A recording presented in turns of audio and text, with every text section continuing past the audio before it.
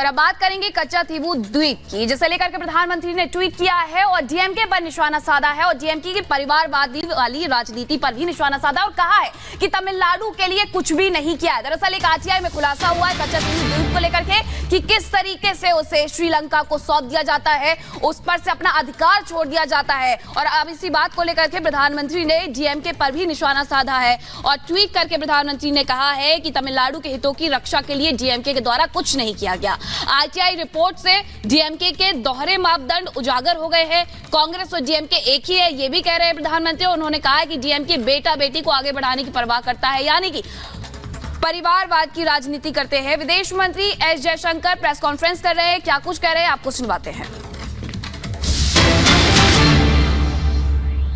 It is an issue which has been very much debated in Parliament, in Tamil Nadu circles as well. It has been the subject of correspondence between the union government and the state government. And as I said, 21 times I have myself replied to letters. Now, every political party in Tamil Nadu has taken a position on this. And here, one of the reasons why we are debating it is in looking at these two issues, the Kaccha Thievu issue and the fishermen issue. Two parties, the Congress and the DMK, have approached this matter as though they have no responsibility for it, as though the situation is for central government, today's central government, for them to resolve. There is no history to this. This has just happened. They are the people who are taking up the cause. That is the way they would like to project it. So the purpose of the press conference today, why I am talking to all of you, is we believe that the public has a right to know. The public has a right to know how did this situation come about. How was Kaccha Thievu, how was the 1974 agreement reached? How was Kaccha Thievu given away? How was the fishing issue handled? Because please understand, the fishing issue actually emanated from a 1976 agreement. So there are two agreements we are talking about. So because these have been live issues, because they have been discussed earlier also in Parliament, two documents were sought from us as an RTI request. And these were provided.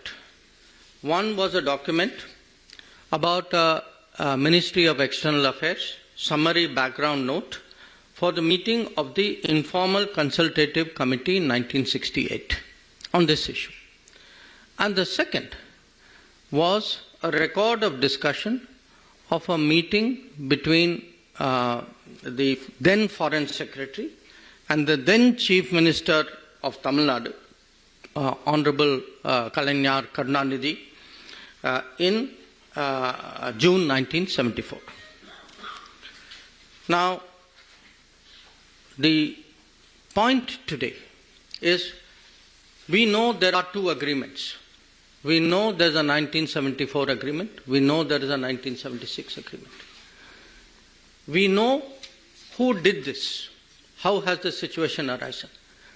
What we do not know is who hid this, who has been party to it, what has been concealed from the public, and we believe it is the right of the public today to know.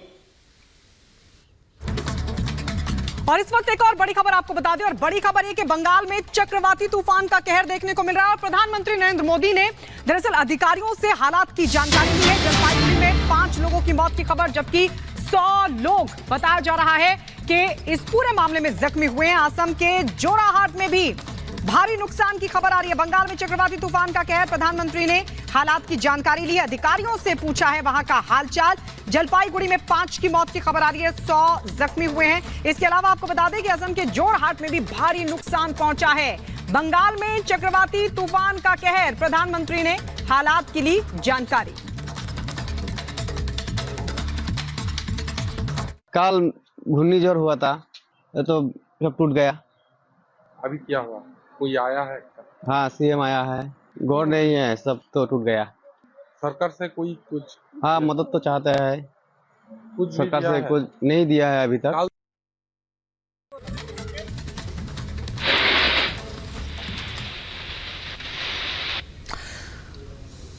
तो ये तस्वीर हम आपको दिखा रहे हैं किस तरीके से यहां पर तूफान का जो असर है वो साफ तौर पर दिखाई दे रहा है। 6 तस्वीरों के जरिए समझिए वहां पर हालात बेहद चिंताजनक है और इस सबके बीच प्रधानमंत्री नरेंद्र मोदी ने जानकारी ली है, हालात की जानकारी ली है। ये अलग अलग तस्वीरों के जरिए हम तूफान का कहर आपको दिखा रहे हैं। जलपाईगुड़ी में 5 लोगों की मौत की खबर आ रही है, 100 लोग जख्मी हुए हैं। इसके अलावा बताया जा रहा है कि जो असम का जोरहाट है वहां पर भी बड़ा असर चक्रवाती तूफान का देखने को मिल रहा है। ये देखिए किस तरीके से जो वहां पर हालात इस वक्त बने हुए हैं चक्रवाती तूफान की वजह से पेड़ पौधे सब कुछ वहां पर क्षतिग्रस्त होते हुए दिखाई दे रहे हैं। और बड़ी बात यह कि जो खासकर किनारे वाले इलाकों में लोग रहते हैं उनके लिए मुसीबत बड़ी है। तो देखिए ये 6 तस्वीरें आपने देखी, इन 6 तस्वीरों के जरिए आप देख सकते हैं कि किस तरीके से ये जो चक्रवाती तूफान है वो अपना कहर बरपाता हुआ नजर आ रहा है। और चक्रवाती तूफान पश्चिम बंगाल, असम और मणिपुर में अपना कहर बरपाता हुआ नजर आ रहा है। और ये कहर कुछ ऐसा है कि जलपाईगुड़ी की अगर आप बात करेंगे तो जलपाईगुड़ी में 5 लोगों की मौत हो चुकी है, उन्होंने अपनी जान गंवा दी है। घायलों की संख्या का जिक्र करें तो 100 से ज्यादा लोग घायल बताए जा रहे हैं। प्रधानमंत्री नरेंद्र मोदी ने इस पूरे मुद्दे को लेकर संज्ञान में लिया है और अपनी संवेदनाएं व्यक्त की हैं। रिपोर्ट देखें। देश के कई हिस्सों में जहां लोग तेज धूप से परेशान हैं, तो वहीं कई जगहों पर भारी बारिश से समस्याओं का सामना करना पड़ रहा है।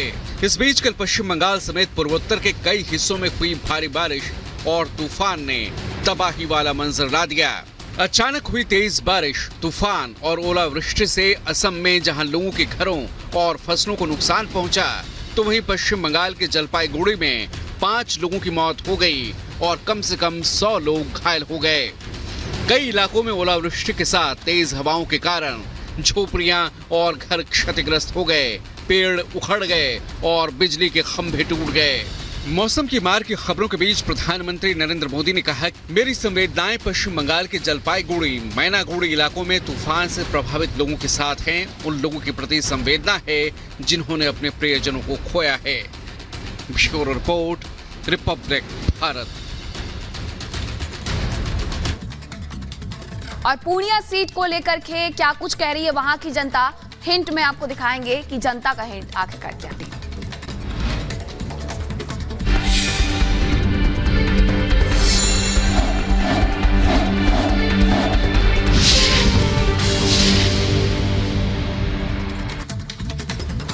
और अब बात करेंगे इंडी गठबंधन में मची खींचतान को लेकर के, जहां बिहार में पूर्णिया सीट को लेकर के अभी भी खींचतान लगातार जारी है। पप्पू यादव ने कह दिया है कि वो नामांकन निर्दलीय के तौर पर करेंगे। उसके पहले वो कांग्रेस में जाकर के शामिल हो गए थे, लेकिन पूर्णिया सीट नहीं मिली, जिसके बाद उन्होंने ये डिसीजन लिया है, तय किया है कि वो निर्दलीय तौर पर जाकर के प्रत्याशी के तौर पर यहाँ पर अपना नामांकन भरेंगे। हालांकि अब ये तारीख बदल दी गई है, 2 अप्रैल की जगह ये नामांकन अब 4 अप्रैल को किया जाएगा। उन्होंने वहीं लालू यादव से एक बार फिर से कहा है कि आप एक बार फिर से सोच लीजिए, क्योंकि आरजेडी की तरफ से बीमा भारती को यह सीट दे दी गई है, जो कि जेडीयू विधायक थी, सीट छोड़ करके आई थी और उसके बाद आरजेडी ने उन्हें गिफ्ट के तौर पर पूर्णिया सीट दे दी है। वहीं पप्पू यादव कह रहे हैं, तो ऐसा लग रहा है कि पप्पू यादव का महज 12 दिनों में ही कांग्रेस से मोह भंग हो गया, क्योंकि अभी 20 मार्च को ही उन्होंने अपनी पार्टी का विलय कांग्रेस में किया था। लेकिन अब जब पूर्णिया सीट आरजेडी के खाते में चली गई तो पूर्णिया सीट से पप्पू यादव अब निर्दलीय के तौर पर चुनाव लड़ने वाले। लेकिन इस सबसे महागठबंधन की टेंशन बढ़ा दी है पप्पू यादव ने। आइए रिपोर्ट आपको दिखाते हैं। बिहार के पूर्णिया सीट पर कांग्रेस और आरजेडी के बीच खींचतान थमने का नाम नहीं ले रही है। जहां एक तरफ पूर्णिया सीट पर आरजेडी ने पहले से ही बीमा भारती को महागठबंधन का उम्मीदवार घोषित कर दिया, तो वहीं दूसरी तरफ पप्पू यादव ने भी पूर्णिया सीट से चुनाव लड़ने की ठान रखी है। हाल ही में पप्पू यादव ने कांग्रेस के सिंबल से ही पूर्णिया सीट से नामांकन दाखिल करने का ऐलान किया था। वहीं अब पप्पू यादव ने ट्वीट कर बताया कि देश भर में फैले पूर्णिया लोकसभा क्षेत्र के साथ ही मेरे साथ नामांकन में शामिल होना चाहते हैं और उनकी सुविधा के लिए पूर्णिया की महान जनता द्वारा प्रस्तावित नामांकन को तारीख 2 अप्रैल की जगह अब 4 अप्रैल कर दिया गया है। आपको बता दें कि पहले नामांकन की तारीख 2 अप्रैल थी, जिसे बदलकर 4 अप्रैल कर दिया गया है। साथ ही बिहार में इंडी गठबंधन और आरजेडी के प्रमुख लालू यादव से निवेदन किया है कि एक बार फिर वो महागठबंधन के हित में पूर्णिया सीट पर पुनर्विचार